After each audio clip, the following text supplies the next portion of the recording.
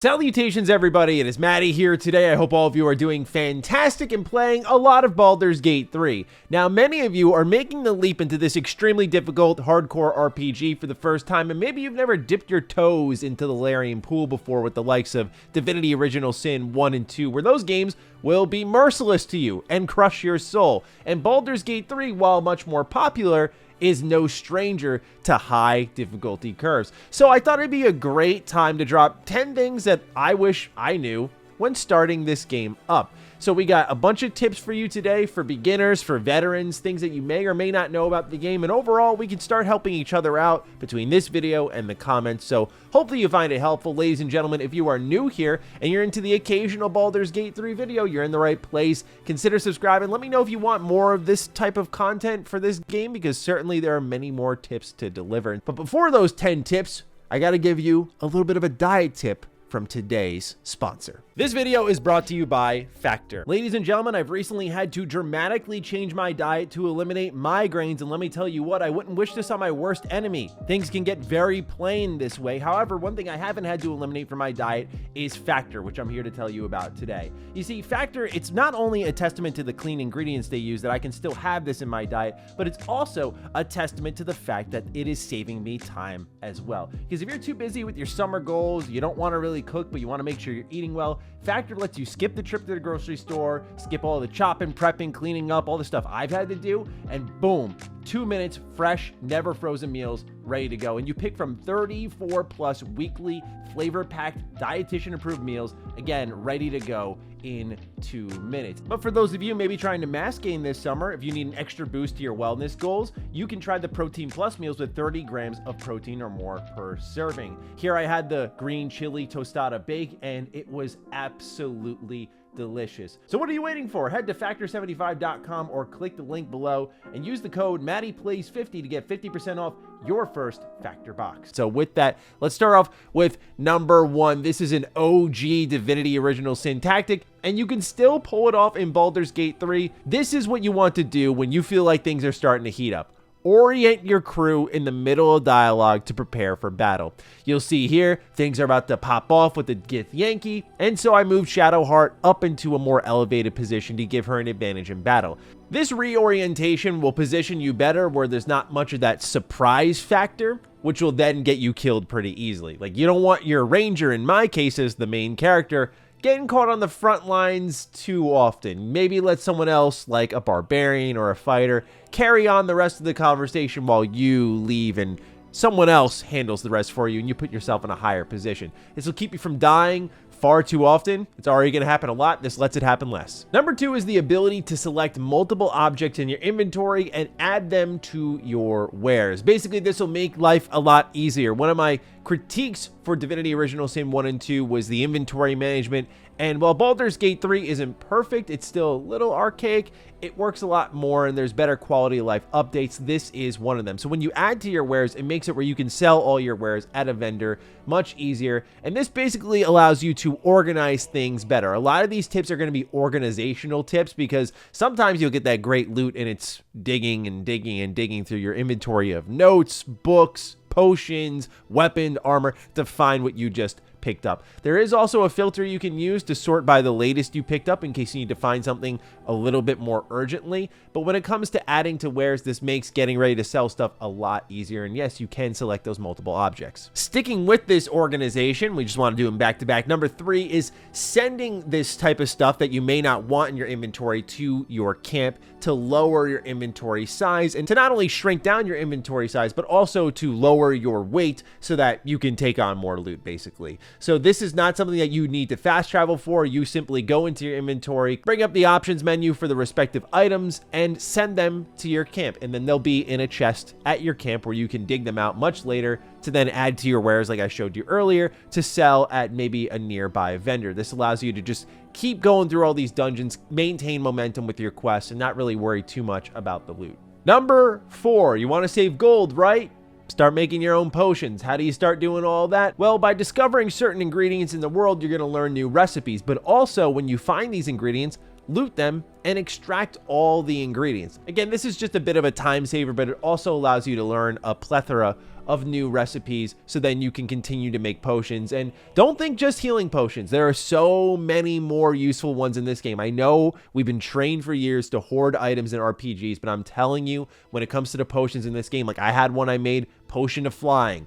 Absolute game changer as a ranger to be able to go all over the place for 10 turns in a massive battle against a bunch of goblins. So don't sleep on these potions. Keep extracting those ingredients and making as many as you can. Number 5, and I promise this is the last organizational focused one, pick up backpacks. You see, in the game, you're going to start off with things like your camp supply backpack, and naturally you'll be able to drag camp supplies into that. But it's not just specific backpacks that do this. You can find backpacks in the overworld, throw them into your inventory, and then start putting things within them. This just makes life a lot easier for you, right? So you can throw weapons into one backpack, armor into another, and now you'll have 1,000,001 backpacks in your inventory, but the overall inventory space itself will be much more well organized. And again, this just allows you to find things easier with those filters I mentioned earlier. Just having all these things in one area, it's a process at first, but it's all worthwhile when you've got it all set up, and then it's a well-oiled machine that runs itself. As promised, we're getting out of the organization. Let's talk settings. While Baldur's Gate 3 is going to hit you with 1,000,001 tutorials, and I think rightfully so, because many people haven't played D&D before, there are actually hidden settings that the game really doesn't tell you about at all, which I found cool. So don't sleep on these hidden settings would be my 6th tip, because within there are some things that'll make your game a lot more difficult and also a lot more fun. For example, there's the karmic dice. Now, when it's activated, it prevents a failure streak. Because the dice roll is effectively random, you can get kind of annoyed if you've played D&D before. You know what it's like to hit a couple of missed rolls again and again and again, and you just have a bad session. The karmic dice being on effectively allows you to, you know, not fall into that losing streak, so to say. However, if you turn it off, you get the more traditional, true Dungeons and Dragons experience of every dice roll completely random, and the game isn't giving you that little edge of like, all right, you failed twice in a row, we're going to let you have this one. If you don't want that gift from Larian, you don't have to take it. You can turn it right off. Not only that, but there are other settings like, for example, exploration highlights when you're running around the overworld. Do you want circles around things? Do you want highlights around them that outline objects, characters? And even you can change the system measurement in the game if that's something that tickles your fancy. So there's a lot of little secrets packed away in these settings that can have your experience tailor-made to the way you want it to be, but they never really bring any attention to it at all. Number 7, do not sleep on pushing. Do not sleep on shoving. Start bullying your enemies a little bit more, okay? Because they're going to bully you, I promise you. So what I mean by this is trying to get yourself into position where you can shove enemies to lower areas. The reason this is so key is actually not damage dealt, but because in the early goings of Baldur's Gate 3, your percentage chance to hit enemies is quite low, and you need every advantage you can get.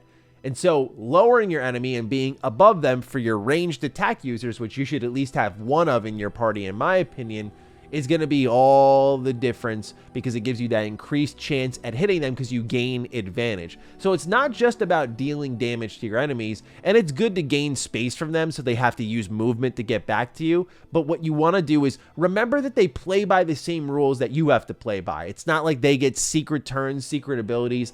They have a limited amount of movement, so if you shove them off a hill and they got to run all the way around to get to you and they only have a melee weapon, they may just waste a turn. That gives you one more turn to attack them, and you need every advantage you can get. So it's not just shoving for damage, it's shoving for positional advantage. Number 8, this one is really easy to overlook because it's tucked into a journal menu. Do not forget to pay attention to how you can gain inspiration. For example, my character, Rufus, is a charlatan. So the way I gain a lot of inspiration is by trickery, by deception, by manipulation. And that's how I play the game. What you want to pay attention to is that consistency. For example, Lae'zel gains inspiration through being a soldier, so particular kills. The game's not going to tell you how to get it, but you'll notice a trend on what activates it. For me as a charlatan, it's having the silver tongue. The reason this is important to pay attention to is when you pause the game, you'll see on the top right of the screen is how many inspiration points that you currently have. And the reason the inspiration is useful is because there will be moments in the game that you roll the dice and you lost out, karmic dice or no karmic dice, and you want a second go.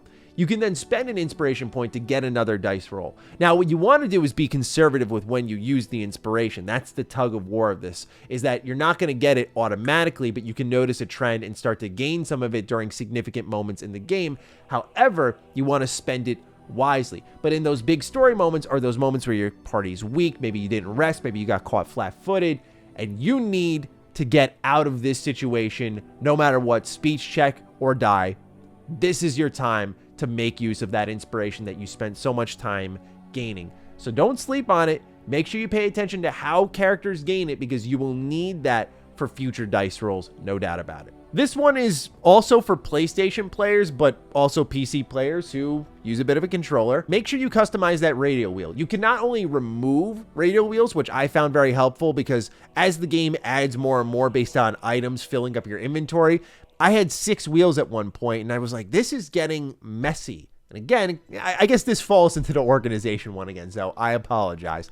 But this allows you to trim the fat off things, put things in the right areas. So I'm a ranger, for example, and so I have a wheel that's being dedicated just to the arrows I have. It just makes finding things in combat easier. It lets you find your abilities, healing, revive scrolls, and so on and so forth much easier. So you're fighting an uphill battle less, because there have been turns where I thought I didn't have an item, and it's just because my radial wheel was disorganized. So I know it may sound tedious to some of you as I'm hitting you over the head constantly with organizational tips, but these are the things when they're right in front of you and you know where they are that are going to save your butt in combat, because this game is tough. And so make sure you customize that radial wheel, not just abilities, but items especially. And for our final tip, when you're starting up this game, ladies and gentlemen, if you haven't played Baldur's Gate 1 or 2, then it's probably in your best interest to not do the Dark Urge on the first playthrough. Now, some people will hand wave this and say, well, I'm having a great time with this.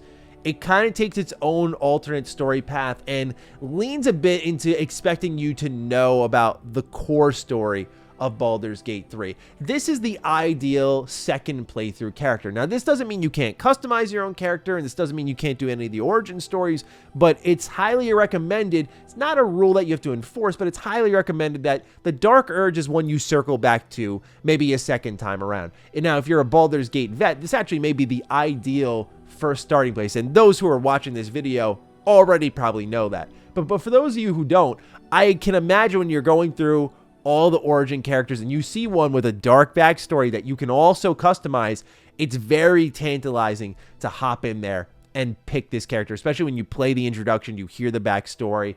It's some riveting stuff, man. I get it, but I would recommend just holding off on this. This game is highly replayable. You'll see tons of different outcomes, no doubt about it. But this is a character that should be, I feel, played in a second run through. And I'm pretty sure Larian suggested the same. So I'm just carrying that tip from them to all of you. So ladies and gentlemen, those are 10 things that I wish I knew before I started Baldur's Gate 3. Do you have any other tips that maybe I didn't put out there? Let me know. And of course, if you want more tips, let me know down below. Maybe we'll do another one of these. That'd be a lot of fun based off your feedback. We'll give some shout outs.